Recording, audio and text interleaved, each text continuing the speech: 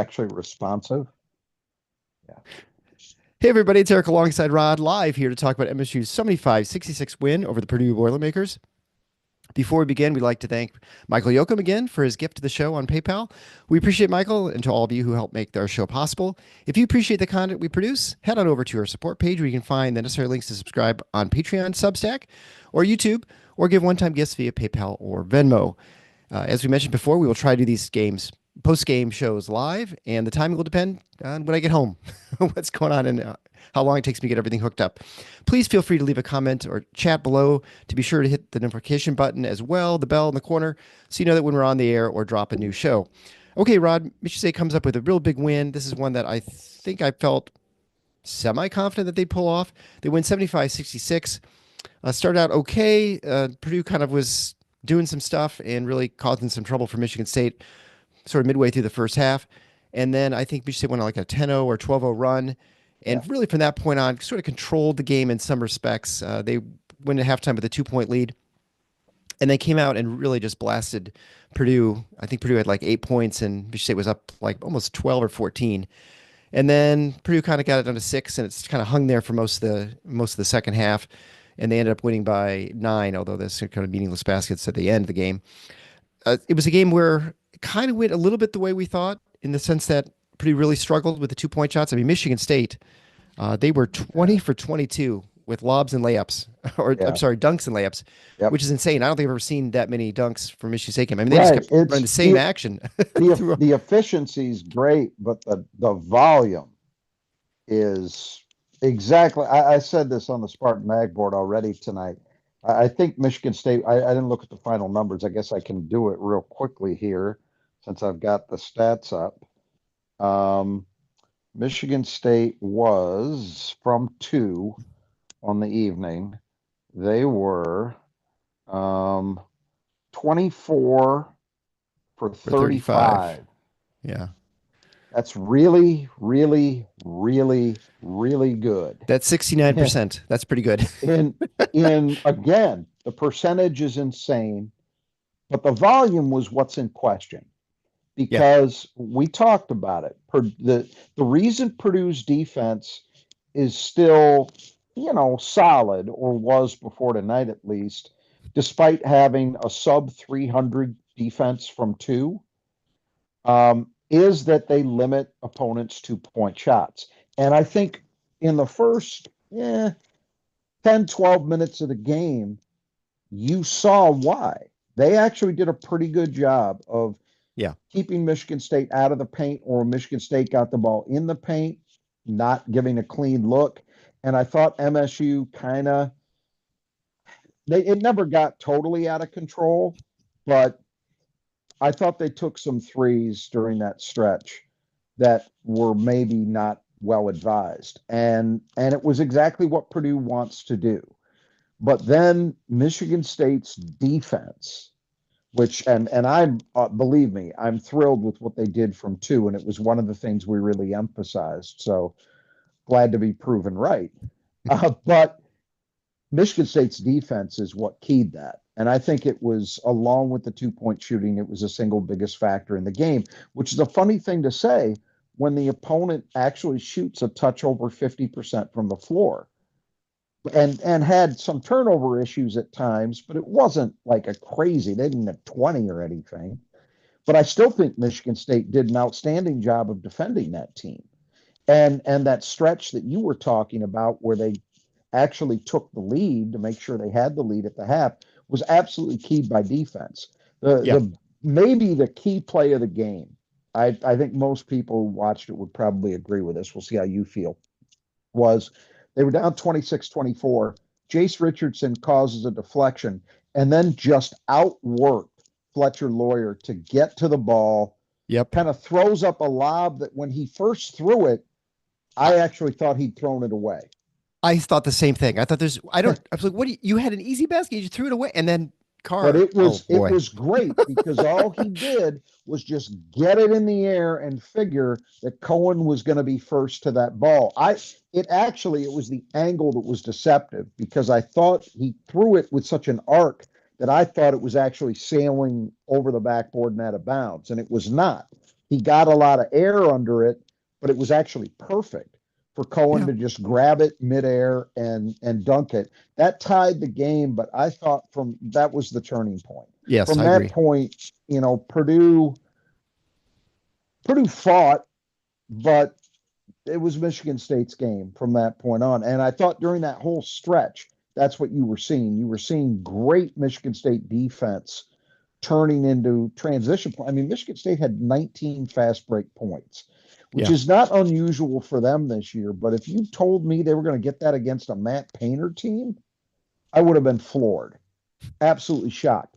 And it wasn't, in my opinion at least, the vast majority of it was not because Purdue was lazy getting back or had poor floor balance. I thought Michigan State actually keyed a lot of it with live ball turnovers, which again, very unusual. You don't typically see that against a Purdue team.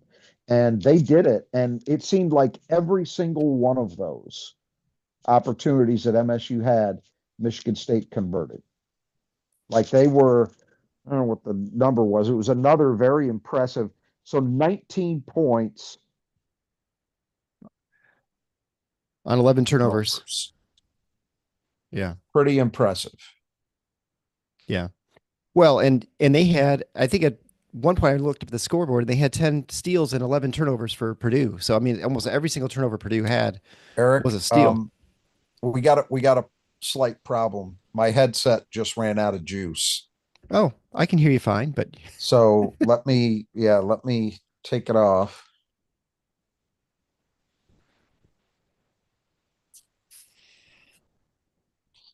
Can you speak real quickly? Sure, yeah. Can you hear me okay? I can hear you well enough. Okay. That's all right. Well, this is the excitement of doing things live, right? There we go. Yeah, exactly right. Yeah. Unfortunately, it doesn't give me like your battery's half low.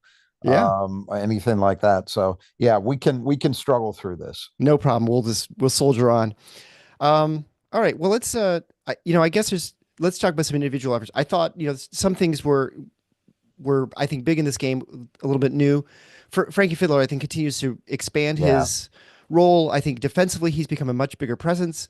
I think from the offensive end, he's starting to look a little bit more like early Frankie. Like he's getting in the lane. He hit that three, which of course is going to help his confidence. I think he'll be more comfortable shooting those in the future. I don't think we're expecting him to have high volume on threes.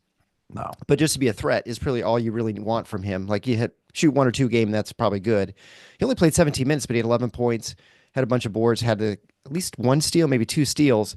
He was very active, and I feel like he has finally feels comfortable in his role at Michigan State on the team. Like he knows what they're doing on offense, he knows what they're doing on defense, and he looks less lost out there. I completely agree with that. I mean, I'm trying to remember, did he do much against Indiana or Illinois? It seems like he came in. Yeah, he had a little bit against Indiana where he kind of looked like he had a couple buckets against that zone. That's right. That's right. He did. He didn't do a lot in the Illinois game, but obviously they didn't need that. Right. But I'm saying other than those two, for the most part, he's been playing pretty good basketball for about a month. And I think you're right. I think he just looks. The biggest difference to me is that, you look at the way he played tonight, he was aggressive. Like he was looking to take the ball at Purdue. There was nothing tentative about the way he was playing. And he went right up for that three, didn't hesitate. It was great to see it go, as you say, for his confidence, if nothing else. But just a really, really good night from him. Very happy to see it because it's giving Tom Izzo more options with this team, because I think what's happened is, and this is not going to be news to anybody, but Xavier Booker's kind of going through a definite lull lately, right? So when you're looking at other options at the four, when you've got to rest Jackson, well, now you've got Frankie as an option. And as well as Cohen Carr. They're kind of interchangeable, but I actually think they like Cohen a little more as a three, and he plays more there. But Frankie's been playing a fair amount of four, and that's a big development. It also gives you a matchup card to play when you're going against a team that's going small ball. Yep. You know, so it's a very, very important development. And I made this comment tonight. I just want to raise it here because I think it's actually applicable to Frankie and really most of the guys on this team through the course of the season. I don't know that I've ever seen a college basketball team that I think has been more of a meritocracy than this team. Yes. Because the roles and the minutes have fluctuated truly based on what a guy is doing or not doing on a given night. Like, tonight and the last few games, Book hasn't played a whole hell of a lot. Well, he's not doing very much. Frankie's played more. You've seen Cohen Carr's role expand as the years gone on. Carson Cooper has played more, and Zapala, maybe until tonight, has been playing a little less because he hasn't been as good. They were getting better basketball out of Carson. So their roles kind of flipped from where they were maybe a month and a half ago, right? And it's been that way. You see it with the guards. If Jeremy's struggling, you're going to see more of Trey at the point in that given night or more of Jace. We saw Jaden Akins sit in the last game for about a 6-minute stretch in favor of Kerr Tang because Jaden wasn't playing well.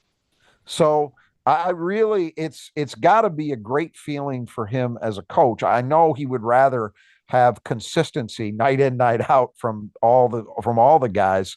That would be preferable. But I do think this is a really interesting and kind of fun team to watch for that reason. You never, he said it in the post game with Robbie Hummel.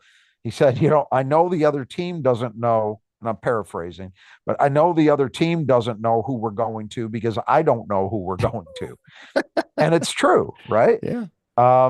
And so I think with Frankie had periods this year where his minutes he had some games where he was in single digits, right? Yeah. Mm-hmm. Well, not now because he's playing very, very well. And he really has been since maybe a little bit before the California trip. And it's mostly continued. I mean, most nights he's been pretty damn good. And tonight was, that second half, I think he scored all 11 points in the second half.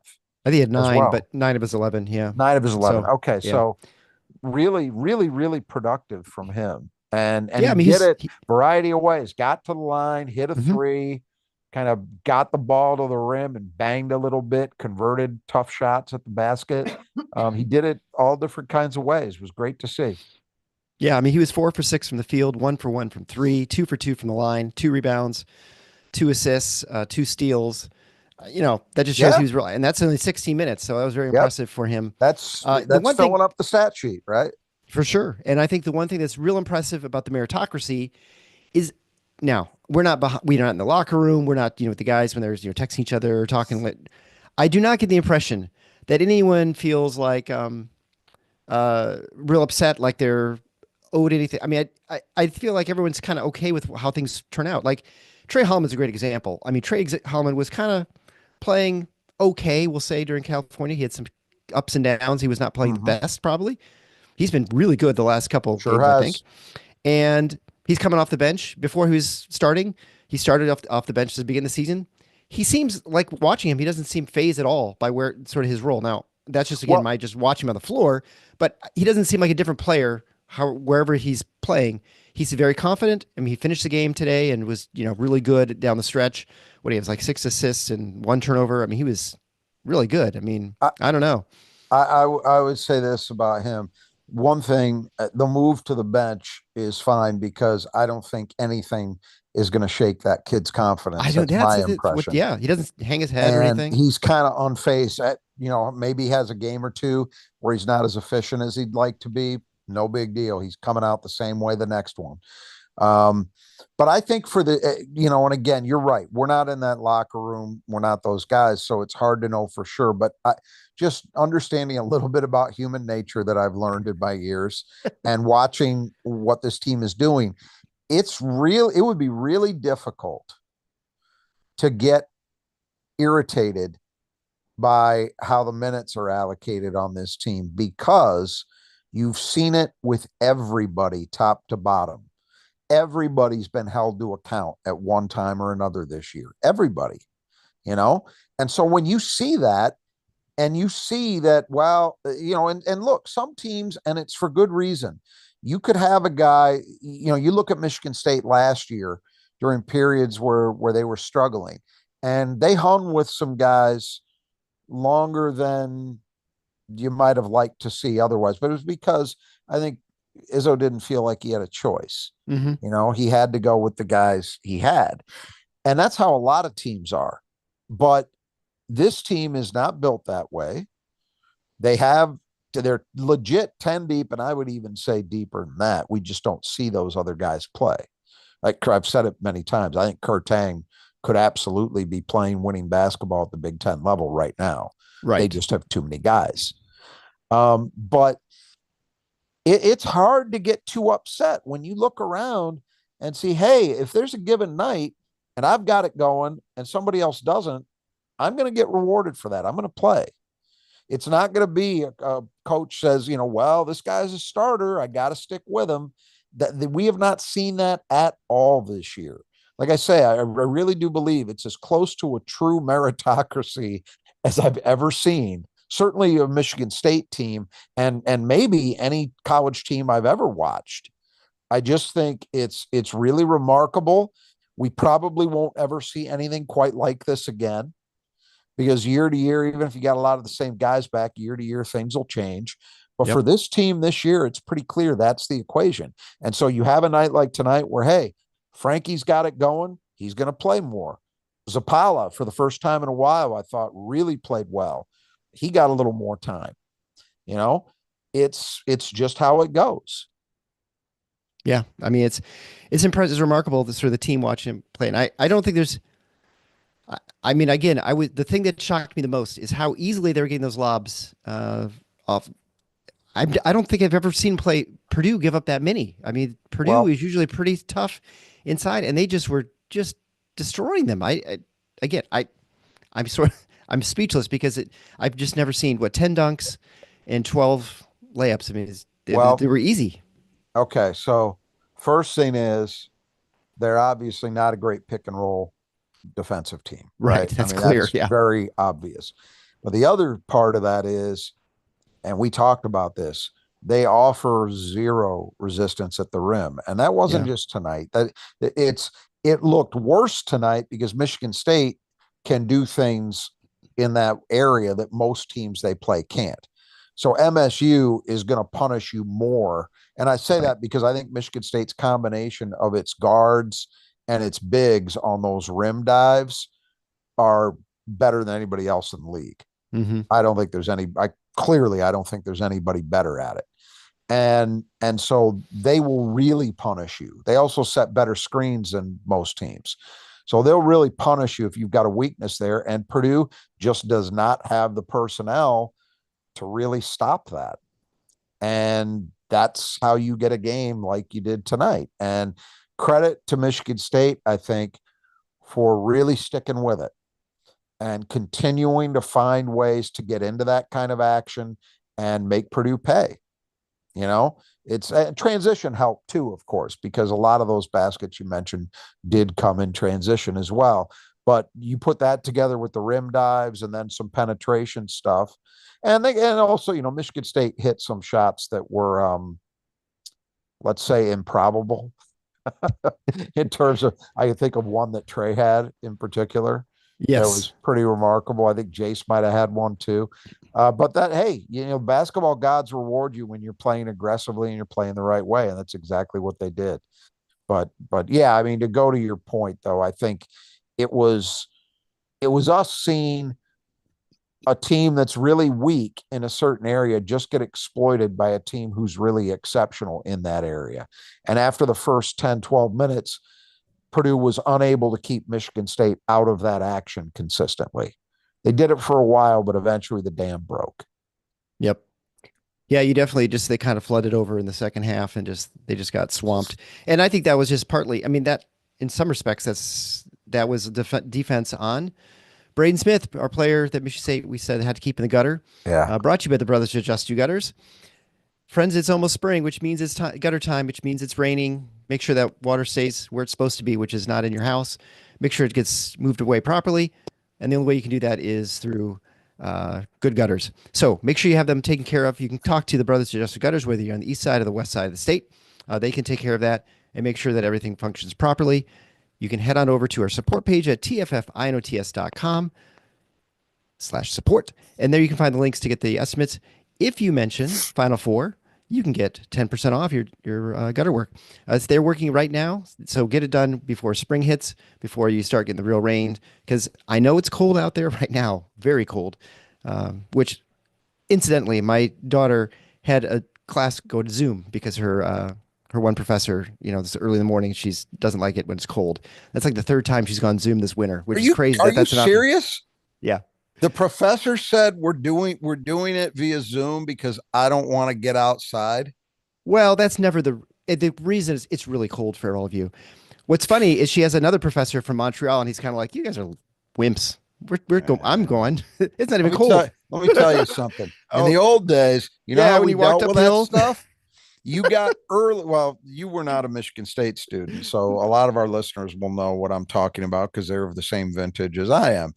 You took care of that problem by getting your butt down to the pit early enough so you could get the schedule you wanted and make sure that you weren't walking all over campus in the winter term or trimester, especially.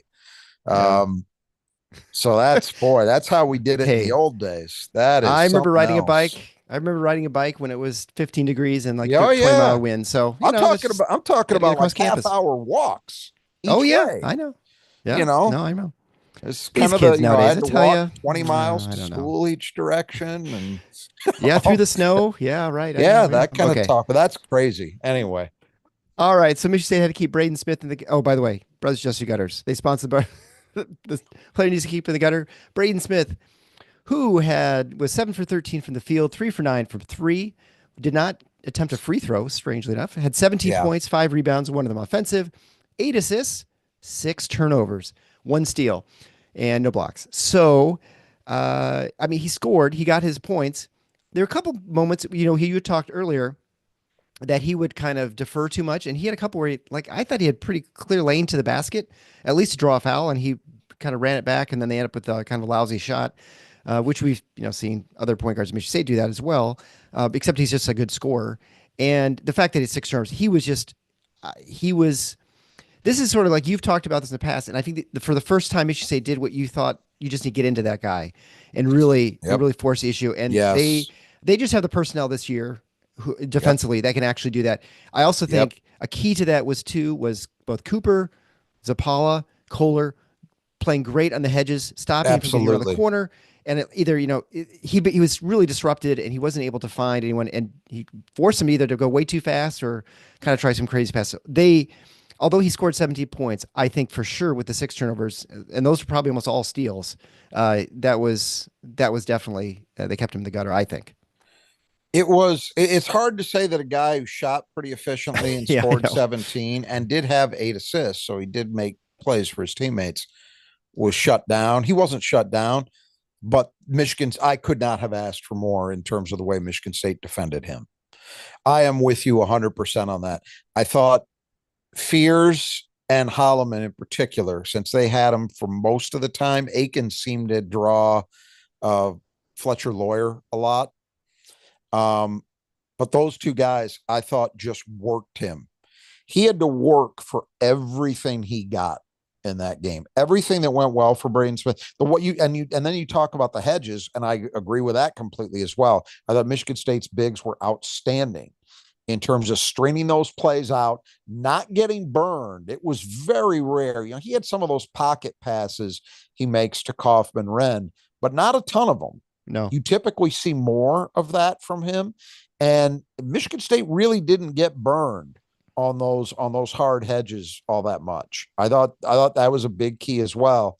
The one time he got loose was one where Carson Cooper kind of fell into Jeremy Fears and they both hit the deck, and then Smith was able to get off a 3, which he hit. But that was about it for easy looks. Some of the shots he hit, and there's shots I see him hit in games regularly. He's a specialist at that, say fade away from 12 to 15 feet on the baseline. he hits that shot a lot when you watch him play game to game, and he hit a couple of them tonight. Those are tough shots. If he's going to hit those, okay, there's not, and they were well defended, like they were contested. Yeah. So if he hits those, you can live with it. But I think the biggest thing is, despite the fact that he, had the 17 points, had the 8 assists, yeah, they forced turnovers, which was great. And I agree with you. I think the majority of them probably were steals. They were live ball situations that Michigan State was actually able not just to get the ball back, but to turn them into points. But I think Michigan State took him away as a creative force. Fletcher Lawyer had to put the ball on the floor a lot more than he wants to. I mean, he's capable of doing that from time to time, but not as much. Cox, those guys, Harris, those guys had to try and do things with the ball far more than they typically want to. And it's because Michigan State took Braden Smith away a lot of the time. So really happy with that. Hard to say you kept him in the gutter, but what we talked about, we'll return to when we look at the keys, is you look at their big three. And to me, the key was, well, you're not going to shut them down, but can you make them inefficient? And I think Braden Smith's overall game, when you look at the turnovers, you look at the fact he didn't get to the free throw line, and you look at the fact that they needed him to take that game over, and he definitely did not do that. I think you're pretty happy with what you got if you're Michigan State. Well, you're certainly happy with a 9-point win in your early matchup against a team that you've not been able to get much in the last 9 you'd say tries. That again. So, yeah. Yep. So it's nice to maybe, hopefully, just start to turn things around a little bit. All right, so that brings us to the Squeegee Squad of Grand Rapids. I don't know about you, but I like to save money, and so you can save 15% if you mention Final Four when you get your estimate for Squeegee Squad. So if you were in the Grand Rapids area, and that is a very large area, you'd have them come out and clean your windows, because we know, let's be honest, you're not cleaning your windows, especially this time of year. They'll come out and they'll wash your windows right now. So get up on the ladders and take care of that. They can clear the interior part, the screens, window sills, whatever it is. Whether it's your home, your business, high rise, whatever it might be. They can even do the state capitol. They can do any job. The great pricing. So head on over to Squeegee Squad Grand Rapids. You can find the way to get an estimate from Troy and his team at our support page. As always, tffinots.com/support. So they sponsor Who Cleans the Glass Best. So who cleans the glass best for Michigan State?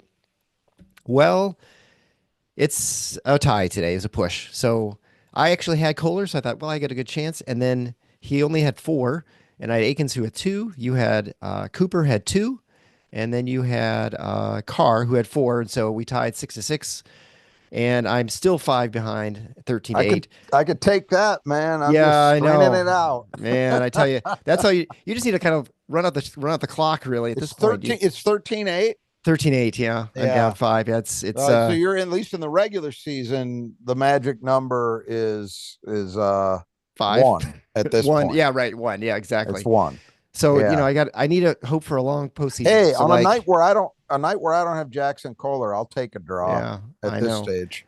Yeah, no, it was interesting because I don't think anyone had more than 4 rebounds. Everybody sort of had, exactly. It was extremely balanced, and we'll get into that in the keys. But it was kind of a weird game in that respect. It was not kind of what we expected, but worked out for the best. So it doesn't really matter that much.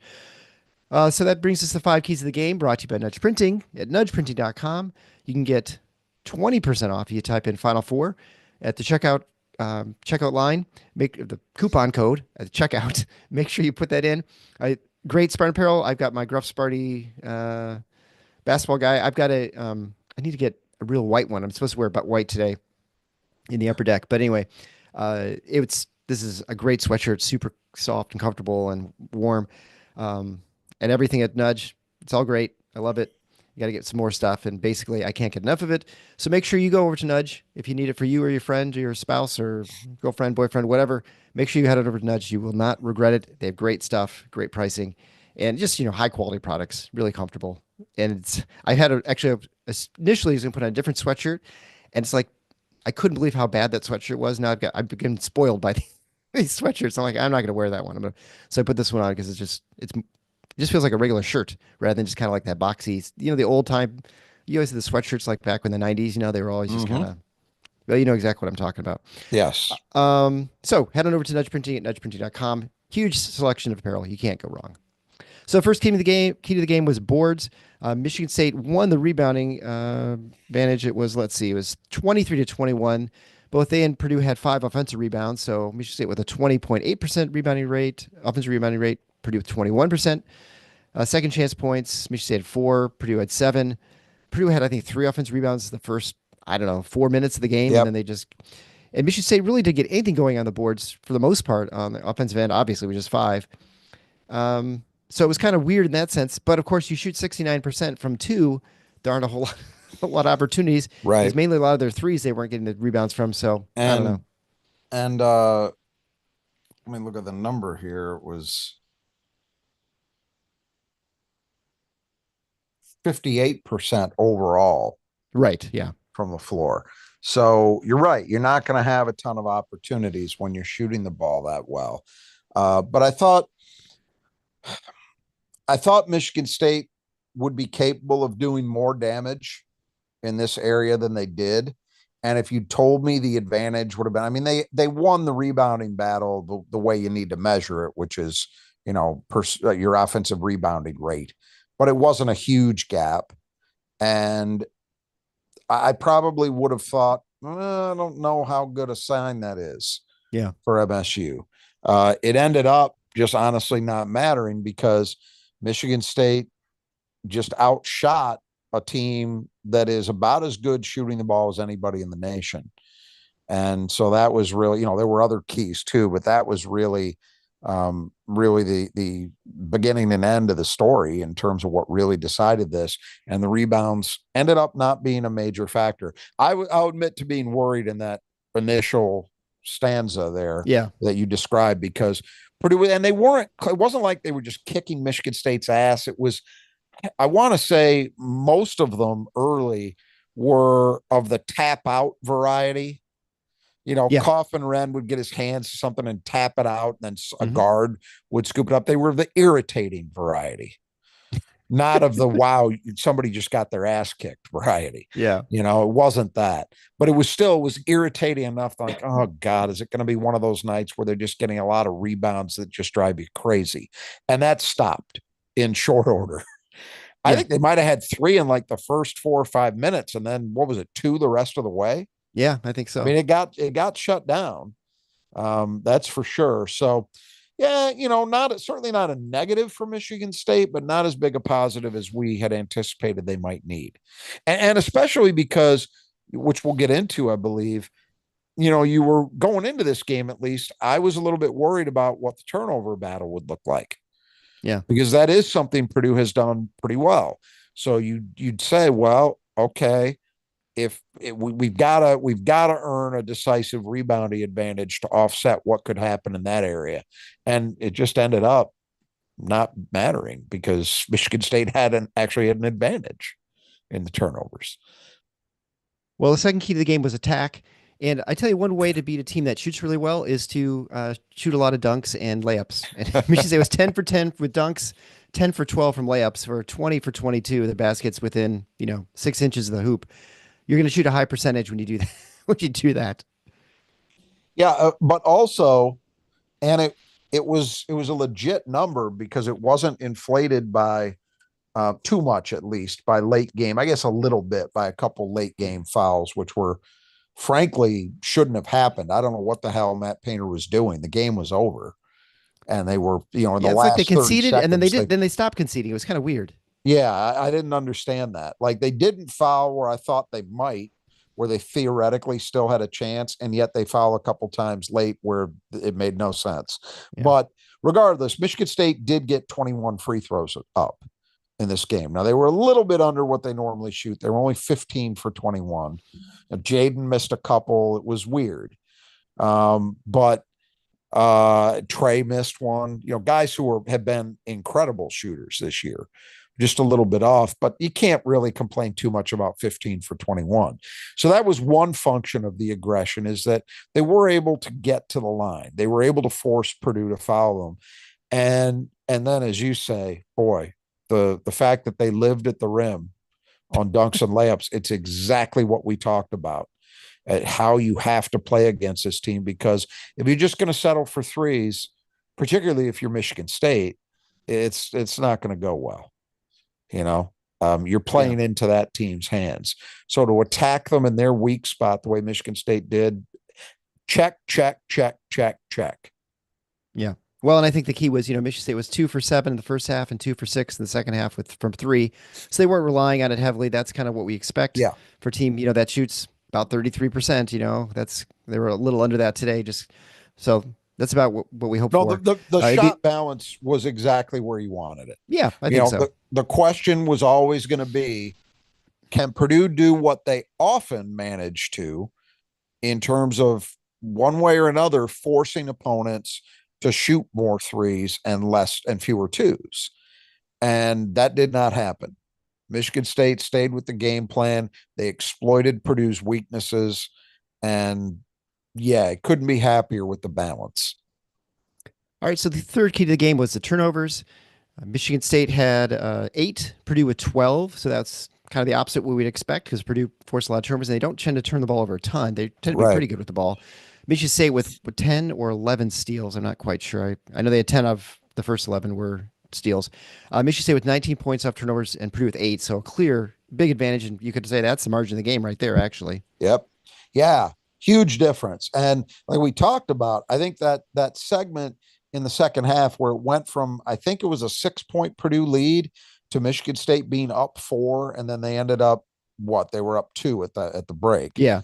That was in large part a function of Michigan State's defense, and in particular forcing a few live ball turnovers that they were able to turn into points. I mean, that once again, much like in the Illinois game, the rate of conversion of turnovers into points, 12 Purdue turnovers, 19 points off of those. That's pretty damn good. You're going to be just fine with it. It wasn't quite as good as it was against Illinois, where I think they were at 2 points per turnover in that one, but you're not going to do that very often. No, you're not. At 19 on 12, hey, that's great. And you're right, 10 steals. So 10 of those 12 Purdue turnovers. And I want to say the other 2 were offensive fouls on Kaufman-Renn. Or maybe one was on Renn and one was you're on right. Heidi. I think that's it. Yep. Right. Yeah.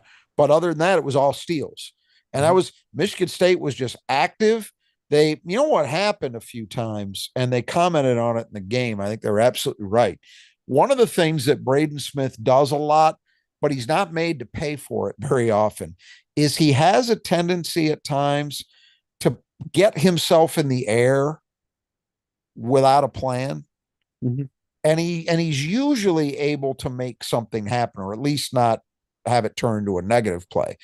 But Michigan State was in such good position in this game that he wasn't able to survive those moments. Yeah.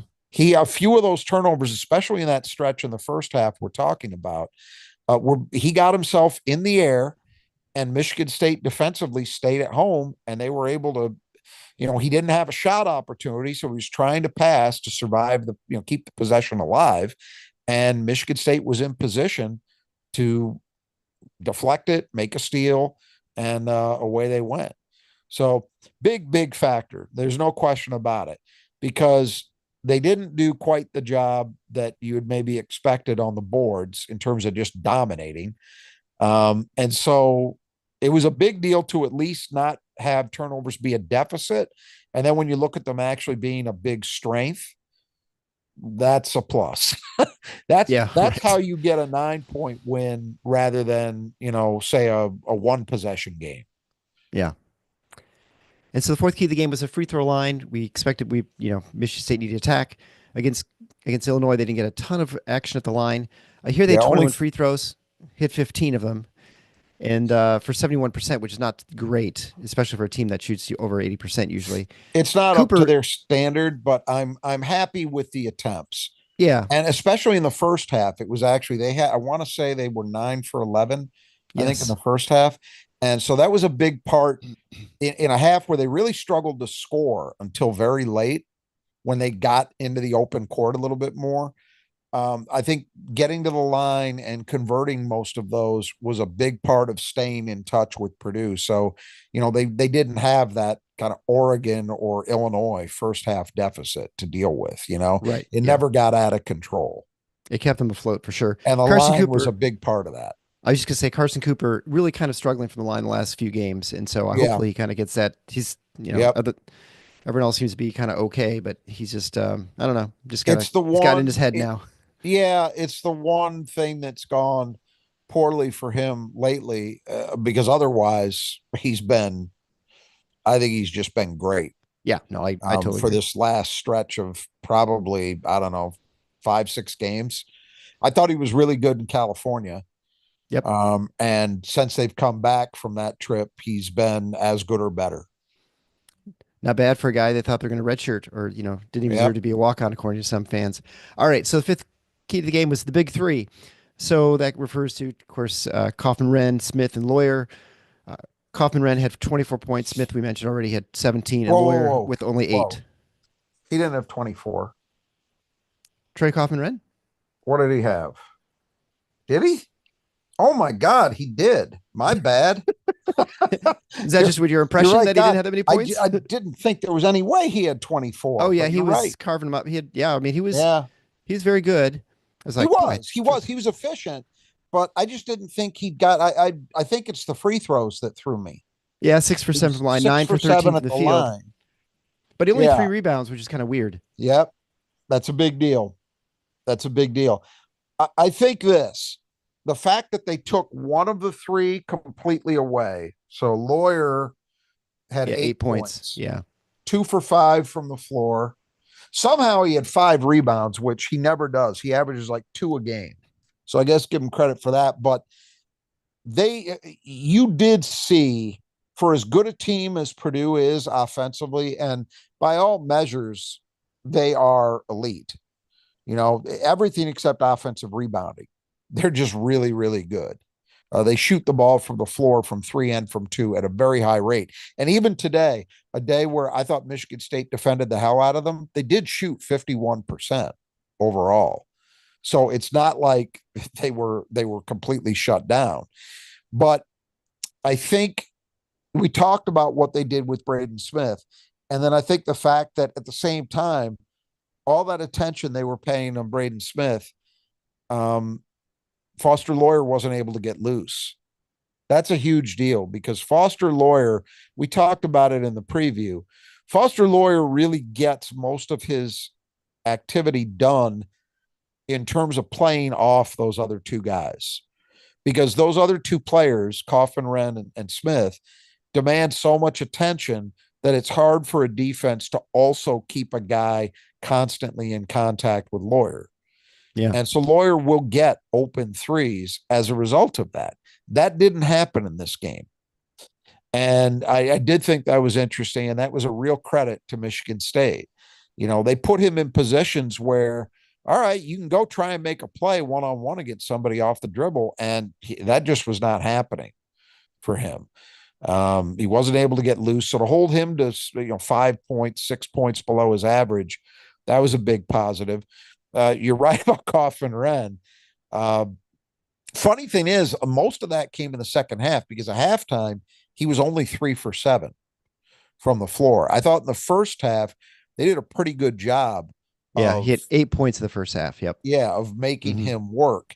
And then the second half, he got rolling a bit, but it was never in a way that you really felt, oh boy, he's taken over and Michigan State's got a problem, because they were scoring so efficiently at the other end that it didn't really matter. Right. It was interesting how they defended him, and we talked about that. It varied, didn't it? It was the same all the time. It said it varied. Sometimes it's doubling team, sometimes it's straight up. I don't think he ever knew what was coming.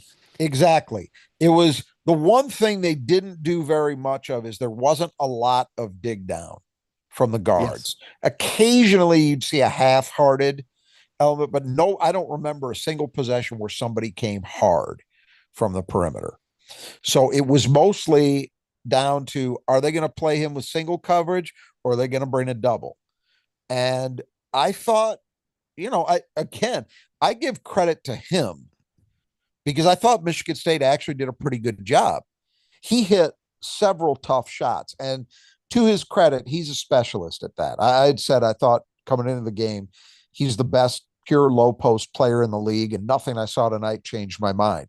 he hit some shots that, 90% of the guys in the league don't hit through what were pretty well contested shots, good defense, guys staying big, not fouling him, making it a tough conversion, and he would just make the shot.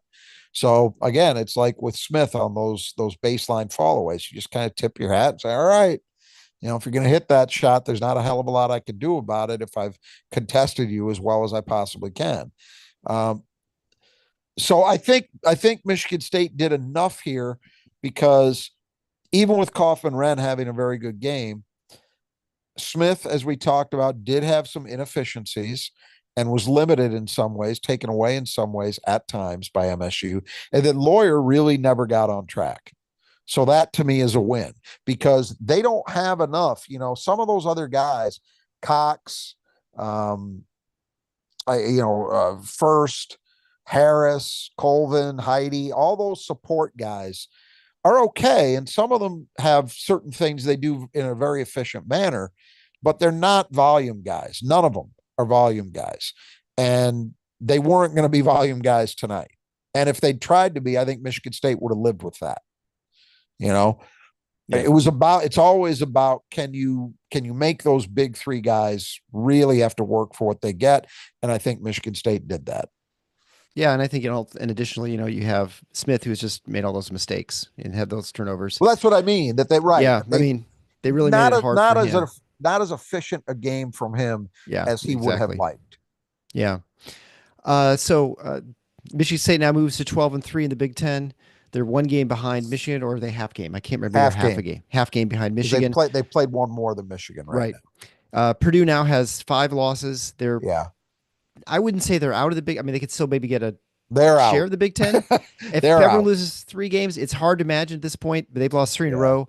It's kind of unlikely, I think, that they're going to be the Big Ten mix, which is interesting, from a Big Ten, not that it matters that much, but all Big Ten team, it's kind of be hard to imagine a team that doesn't end up, one of the top 2 teams or something in the league, not to actually have someone Big Ten Player of the Year. They have definitely some candidates we mentioned before, Smith and Kaufman-Renn. And yet Michigan State, if they were to win the Big Ten, I don't know who you'd have anybody on the Big Ten all-conference team, which is kind of funny because just nobody... You won't have anybody on the first team.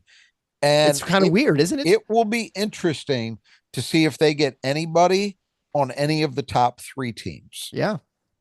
Which all is freshman team, probably. All freshmen, probably, right? I mean first, second, third team, all freshmen without question. Yeah, Jace Richardson will be there, and that's a hell of an accomplishment because this league is filled with some very, very good freshmen. But I do think he will make that team.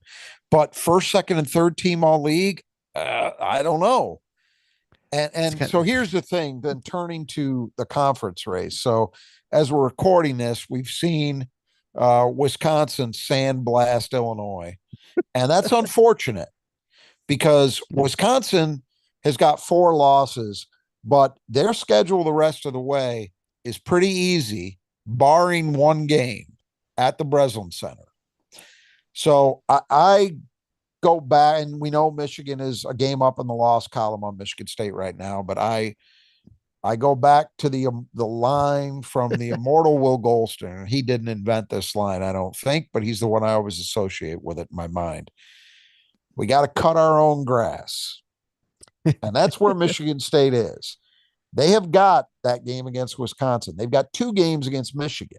In my mind, you're right. It's not mathematically impossible that 5 losses could get a share of this thing, but it's getting increasingly hard to believe that it will. Yeah. For me. So Purdue right now, believe it or not, Purdue is now in a really serious battle to keep that double bye. Right. Because they are currently, UCLA, as we're recording this, is not surprisingly wiping out Minnesota at Pauley Pavilion. So they're going to be 11-5, which I believe is the same exact record Purdue now has in the league. And you've got Maryland as a 5-loss team too. So if you assume that Michigan, Michigan State, and Wisconsin probably are your top 3, well, that's a heck of a battle for the number 4 spot. And even if one of those other top three teams ends up in you see what I mean. Yeah, It's very competitive. Purdue is in a spot now where very easily they could be playing on Thursday, right? Yep. Yeah, it would be Thursday. Yep.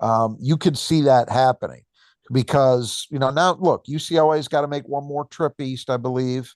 I think they may be playing at Mackey. Actually, that'd be a heck of a game. Um, and Maryland, I think, has done a lot of good things, and at times they look as good as anybody in the league, and then they'll have a game or two where it all kind of falls apart. So we'll see, but they're in it. I do think personally, I think we are down to a 3-team race, and we are one Wisconsin loss away from it being a 2-team race. Mm-hmm. I thought there was a snowball's chance in hell that maybe Illinois would go in there even without Morris Johnson and pull off a stunner in Madison. It was not to be. Wisconsin absolutely controlled that game. Illinois now 9-8. We were talking before we started recording. That's looking like maybe a best case 10-10 team, which is pretty remarkable for the group with the highest ceiling in the Big Ten, right? National 10 wins. broadcasters, right? Delusional Illini fans. It's funny. You actually have to play the games to find out the real answers to these things, right? Yeah. It's a weird deal. But we're going to do a full preview, and you're going to get the way. It's been a while since we've had a Michigan State game like this. We got to go back to 2019, where Michigan, it was a very similar kind of deal. I want to believe wholeheartedly that it's an omen of what's about to happen. But if you remember, Michigan State was a little bit behind Michigan and had been for most of the year. That part isn't true, but the being behind now by a shade is. And MSU had to play them twice in the waning stages of the regular season. Right. And then they had to play them again in the Big Ten tournament championship game. And they swept them 3-0. And that was what I think was the final spark to get that team to a level where they were ready to go do work in March. And we know what happened next. They got to a Final Four. It sure feels similar. And like that season, the first one was at Chrysler. So it's going to be interesting. We'll have a lot to say. I've thought about it a lot already. I think it's a fascinating matchup between these two teams. So in some ways, they're similar, and in some ways, they're very, very different in terms of what the strengths and weaknesses are. New coach, I've heard Dusty May already talk about the rivalry because Michigan doesn't have a game this week. Right. So that's one of their advantages. They played on Sunday. And they've got until Friday night to just focus on Michigan State. But I heard a couple things from old Dusty that made me wonder how this is going to go. No, and okay. we'll talk about those on the preview. But I'm not sure Dusty gets it yet. I'm not sure. He's going to get it after Friday night. He'll have a better understanding. I'm not sure he understands it yet. Well, and given that most of that team is brand new, I'm not sure that those guys do. Whereas on the other side, I think most of Michigan State's roster is a pretty good idea what this is about. And I sure as hell know the coaching staff does. So that doesn't guarantee anything, but it's an interesting point. I saw John Beilein go through that. It took him. Now he was working with far less material, in fairness to him, as well than Dusty May is. But I feel like it took him a few years to really understand what that game's about and what it takes. And we'll see if Dusty May is a quicker study on that front. Maybe he is, but boy, you couldn't ask for more, right? Yeah, this is what you want to, big. Yeah. It's much fun as just beating up on a Michigan, that team that's won like one league game or something. It is more fun when it's a really big game and you end the season with them too, right? I mean, makes the rivalry more fun. Look, like same in football.